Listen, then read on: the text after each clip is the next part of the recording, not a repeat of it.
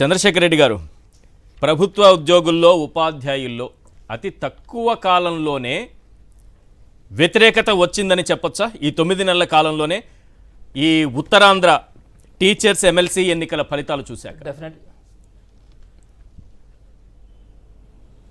డెఫినెట్గా సార్, ఈ ప్రధానంగా ఈ కూటమి ప్రభుత్వము అధికారంలోకి రాకముందు ఎంప్లాయీస్ని కానీ టీచర్స్ని కానీ బాగా రెచ్చగొట్టింది.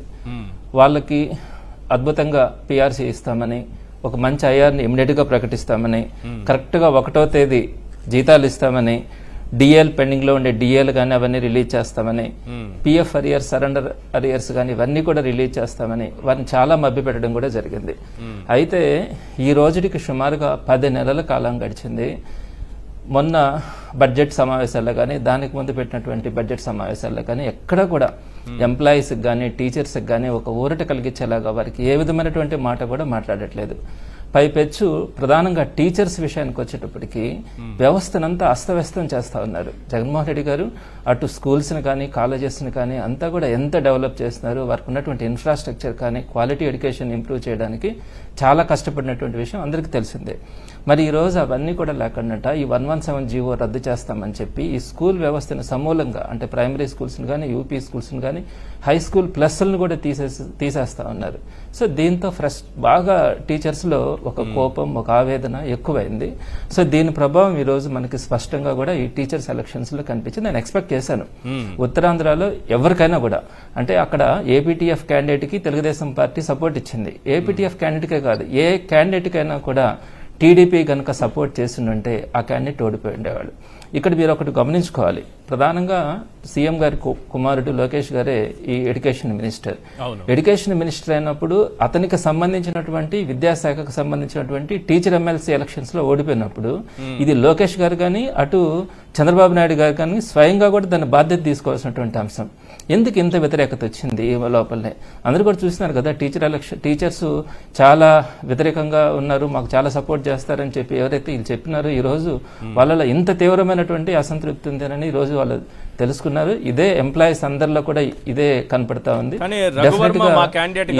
రాబోయే రోజుల్లో కూడా ఈ తెలుగుదేశం పార్టీ రఘువర్మకి మాకు సంబంధమే లేదు, మా క్యాండిడేట్ కాదు, మేము ఎవరిని నిలబెట్టలేదు, ఎవరికి సపోర్ట్ చేయలేదు, ఇద్దరికి ఓట్లు వేసుకోండి అని చెప్పామని అచ్చెన్నాయుడు గారు అంటున్నారు. 100% దీంట్లో నా దగ్గర అన్ని కూడా వీడియోస్ ఉన్నాయి, మీరు కూడా అన్ని కూడా చూపించినారు. తెలుగుదేశం పార్టీ కానీ జనసేన కానీ పబ్లిక్ గా వారి యొక్క వెన్యూస్ అన్నింటిలో కూడా రఘువర్మ గారిని పిలిపించి అక్కడ పరిచయం చేయడం కానీ, రఘువర్మ గారికి ఓటు వేయమని చెప్పడం కానీ మనం అందరం కూడా ప్రత్యక్షంగా చూసినాం. అలానే అక్కడ ఎంపీ కూడా స్వయంగా అతను ఒక సెల్ఫీ వీడియో రిలీజ్ చేస్తున్నారు. ప్రతి బ్యానర్స్ లో కూడా, ప్రతి పోస్టర్స్ లో కూడా రఘువర్మ గారు చాలా స్వచ్ఛందంగా, చాలా మంచి మనిషి. కేవలం అతను తెలుగుదేశం పార్టీ సపోర్ట్ తీసుకున్నందువల్ల తన ఓటమికి ప్రధానమైనటువంటి కారణం ఏర్పడింది. సో వాళ్ళు కంప్లీట్ గా ఓన్ చేసుకుని ఎలక్షన్స్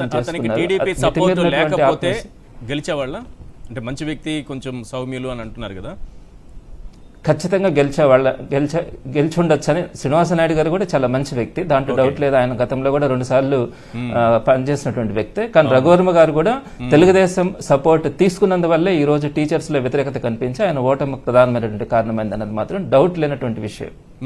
రైట్. ఇంకొక ప్రధానమైన విషయం, ఇవన్నీ మాట్లాడదాం. ఉద్యోగులకు సంబంధించి ఐఆర్ విషయంలో కానీ పీఆర్సీ చైర్మన్ లేరు కదా ఇప్పటివరకు, పీఆర్సీకి రాజీనామా చేయించారు కదా, ఇప్పటివరకు లేరు కదా. ఇది తర్వాత పిఆర్సీ 12th పిఆర్సీ వేయాల్సింది. చెప్పండి 2023 జూలై రోజుకి మనము పిఆర్సీని వేసి ఉండాలి. జగన్మోహన్ రెడ్డి గారు ఎగ్జాక్ట్ గా ఇప్పుడు దాకా నాకు తెలిసి ఎవ్వరు కూడా పిఆర్సీ టైం అయిపోగానే వెంటనే పిఆర్సీ కమిషన్ వేసినటువంటి జగన్మోహన్ రెడ్డి గారు చేస్తున్నారు ఆ పని. అయితే ఎలక్షన్స్ అయిపోగానే ఆ కమిషన్ మొత్తం రిపోర్ట్స్ అంతా తయారు చేస్తున్నారు. అయితే ఈ కొత్త ప్రభుత్వం వచ్చిన తర్వాత తనతో బలవంతంగా రాజీనామా చేయించినారు ఆ కమిషన్ తో కూడా. సో ఈ రోజుకి కూడా ఊసే లేదు. సుమారుగా 1 సంవత్సరం రోజులు అవుతా ఉంది కొత్త గవర్నమెంట్ వచ్చి. సుమారుగా 1 సంవత్సరం రోజుల క్రితమే ఈ 12th పిఆర్సీని మనం అమల్లోకి తీసుకొచ్చి ఉండాల్సింది. సో పిఆర్సీని వేయకపోయినారు, కనీసం ఐఆర్ అన్నా ప్రకటిస్తారని అందరూ కూడా ఆశతో ఉన్నారు.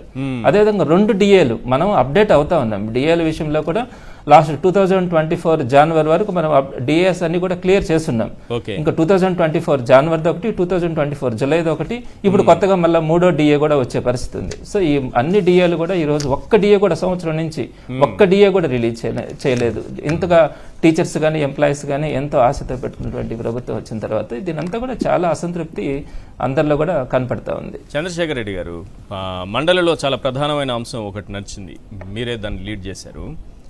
ఈ వీసీలకు సంబంధించి వీసీలతో బలవంతంగా రాజీనామా చేయించిందా లేదా ఈ ప్రభుత్వం? వీసీలు చాలామంది అంటే కొత్తగా వీసీలను నియమించడం ద్వారా లోకేష్ గారు చాలా గొప్ప సంస్కరణలు తీసుకొచ్చినట్టుగా ఏదో ప్రాజెక్ట్ చేసి చూపిస్తూ వస్తున్నారు. కానీ ఎప్పుడైతే అధికారంలోకి వచ్చిందో వైఎస్ఆర్సీపీకి సంబంధించినటువంటి సామాన్య కార్యకర్తల పైన దాడులు ఎలా జరిగాయో వీసీల పైన కూడా ఆ స్థాయిలో దాడులు జరిగాయా లేదా? బలవంతంగా రాజీనామాలు చేయించారా లేదా? సరే, ఇది నేను యాక్చువల్గా గవర్నర్ గారి ప్రసంగం అయిన తర్వాత బడ్జెట్ సమావేశాలకు ముందు ఈ ఎడ్యుకేషన్ సిస్టమ్కి ఏ విధంగా అయితే కూటమి ప్రభుత్వం ఇబ్బందులు పెడతా ఉందో, టీచర్స్ ఎంప్లాయీస్ ఏ విధంగా సఫర్ అవుతున్నారో వాటన్నిటిని కూడా నేను చైర్మన్ ద్వారా ఎడ్యుకేషన్ మినిస్టర్ దృష్టికి తీసుకురావడానికి ప్రయత్నించాను. అందులో భాగంగా అనేక అంశాలు చెప్పినాను. ప్రధానంగా ఇక్కడికి వచ్చేటప్పటికి లోకేష్ గారు ఫైర్ అయినారు. మామూలుగా అది ఛాలెంజ్ అని చెప్పి పైకి రావడం కూడా అందరూ కూడా చూశారు. నేను చెప్పినటువంటి అంశం ఏంటంటే, గవర్నర్ గారి ప్రసంగంలో మేము వ్యాకన్సీస్ ఉండే వైస్ ఛాన్సలర్స్ని నియమించినామని చెప్పి రాశారు. నేను దానికి ఏం చెప్పానంటే, వైస్ ఛాన్సలర్ నియామకం అన్నది రెగ్యులర్ ప్రాసెస్. అయితే అసలు ఈ వైస్ ఛాన్సలర్స్ని నియమించాల్సిన అవసరం ఎందుకు వచ్చింది? సుమారుగా 19 మంది వైస్ ఛాన్సలర్లు ఉంటే వాళ్ళలో 17 మంది వైస్ ఛాన్సలర్స్ని మీరు బలవంతంగా రాజీనామా చేయించినారు అని చెప్పి నేను అక్కడ మాట్లాడడం జరిగినప్పుడు, మీరు ప్రూఫ్ చేయగలరా, నేను ఛాలెంజ్ చేస్తున్నాను మీకు అని చెప్పి మాట్లాడడం జరిగింది. నేను ప్రూఫ్ చేస్తానని చెప్పి అప్పుడే నా దగ్గర ఉన్నటువంటి ఎవిడెన్సెస్ని చూపించడానికి ప్రయత్నిస్తూ ఉంటే, సో ఆ రోజు మైక్ కట్ చేయడం కానీ అవన్నీ కూడా జరిగినాయి. అయితే ఈ రోజు ఆ ఎవిడెన్సెస్ అన్నింటినీ కూడా ఒక లెటర్ రూపంలో తీసుకొని వాటన్నిటిని కూడా ఆ ఎవిడెన్సెస్ని సబ్మిట్ చేయడానికి ఈరోజు ప్రయత్నించడం జరిగింది. సో ఇక్కడ నేను మీకు కొన్ని విషయాలు నేను మీ దృష్టికి తీసుకొని వస్తాను, ప్రజల దృష్టికి కూడా తీసుకెళ్తాను. ఒకటి, మొత్తం భారతదేశంలో ఎక్కడా కూడా గవర్నమెంట్స్ మారినప్పుడు ఎడ్యుకేషన్ సిస్టంలో వైస్ ఛాన్సలర్స్ని ప్రధానంగా మార్చినటువంటి చరిత్ర ఏ రాష్ట్రంలో కూడా లేదు, మన రాష్ట్రంలో కూడా ఇప్పటిదాకైతే లేదు. 19 మంది వైస్ ఛాన్సలర్స్లో 17 మంది మూకుమ్మడిగా జూన్ 27వ తేదీ నుంచి జూన్ 30వ తేదీ మధ్యలో వరుసగా ప్రతి ఒక్కరూ రాజీనామా చేశారు. 17 మంది వైస్ ఛాన్సలర్స్, 2 వైస్ ఛాన్సలర్స్ మాత్రమే రాజీనామా చేయలేదు. ఆ 2 గురించి నేను ఇప్పుడు చెప్పడం కూడా బాగుండదు ఎందుకన్నది. సో ఈ 17 మంది వైస్ ఛాన్సలర్స్ రాజీనామా చేసేటప్పుడు వాళ్ళు క్లియర్గా మెన్షన్ చేసినటువంటిది ఏంటంటే, స్టేట్ కౌన్సిల్ చైర్మన్ ఇచ్చినటువంటి ఇన్స్ట్రక్షన్స్, గవర్నమెంట్ నుంచి వచ్చినటువంటి ఇన్స్ట్రక్షన్స్ వల్ల మేము రిజిగ్నేషన్ చేస్తున్నామని చెప్పి ఆ రిజిగ్నేషన్స్లో వాళ్ళు మెన్షన్ చేయడం జరిగింది. సో ఈ రిజిగ్నేషన్స్ని యాక్సెప్ట్ చేయడం అని అంటే ఆటోమేటిక్గా ఈ state council of higher education chairman బెదిరించినట్టుగా ఓరల్ ఇన్స్ట్రక్షన్స్ ఇచ్చి రిజైన్ చేయమని చెప్పినట్టుగా దీనిలో మెన్షన్ చేస్తున్నారు కాబట్టి యాక్సెప్ట్ చేసింది గవర్నమెంట్.